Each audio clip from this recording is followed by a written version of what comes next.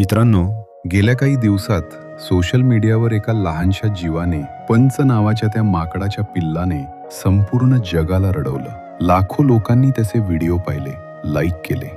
पण हा video viral झाला तो क्यूट होता म्हणून नाही, तर त्याच्या त्या पाणवलेल्या डोळ्यात कुठेतरी आपल्याला स्वतःचं दुःख दिसत होतं. कधी कधी आयुष्यात असा क्षण येतो, सभोवती लोक तर असतात, पण तरीही मन पूर्णपणे एकटं असतं. नशिबाचे खेळ बघा मित्रांनो. जन्मानंतर ज्या वयात आईच्या कुशीतली ऊब मिळायला हवी होती, ज्या वयात आईच्या काळजाशी बिलगून राहायचं होतं, नेमकं त्याच वयात नियतीने त्याला त्याच्या आईपासून दूर केलं. आणि इथेच आपल्याला समजलं की आई नावाचं छत्र हरवणं म्हणजे नेमकं काय असतं. कारण सायन्स सुद्धा सांगतं, एखाद्या माकडाच्या लहान जीवाला जर आईचा स्पर्श मिळाला नाही, तिची मायेची ऊब मिळाली नाही, तर बाहेरच्या जगाची भीती त्या जीवाला आतून पोखरून काढते. त्याच्या शरीरातली जगण्याची इच्छा संपून जाते. आणि पंचच्या बाबतीत नेमकं हेच घडत होतं. त्याला भूक अन्नाची नव्हती हो, त्याला ओढ होती ती एका मिठीची.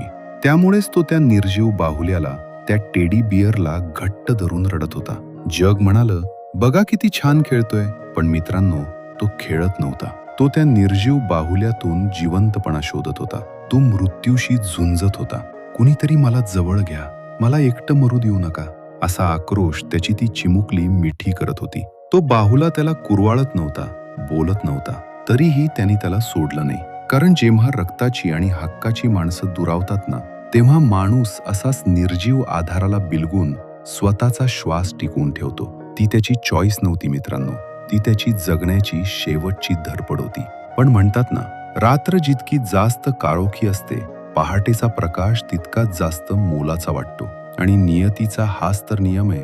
ती आपली परीक्षा नक्की घेते, आपल्याला रडवते, पण आपल्याला ती कधीच वाऱ्यावर सोडत नाही.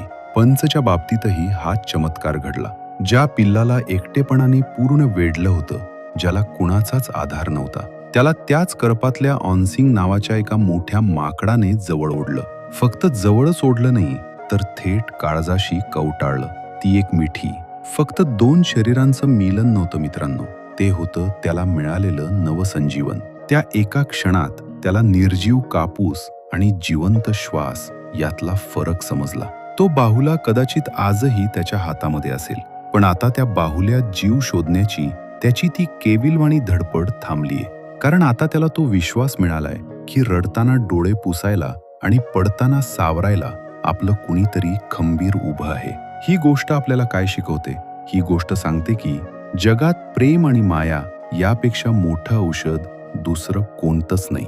आणि सर्वात महत्त्वाचं म्हणजे, तुम्ही आज कितीही एकटे असाल, कितीही संकटात असाल, तरी स्वतःला सावरून धरा. उमेद हरू नका. या परमेश्वरावर विश्वास ठेवा. तो कधीच कोणास वाईट करत नाही.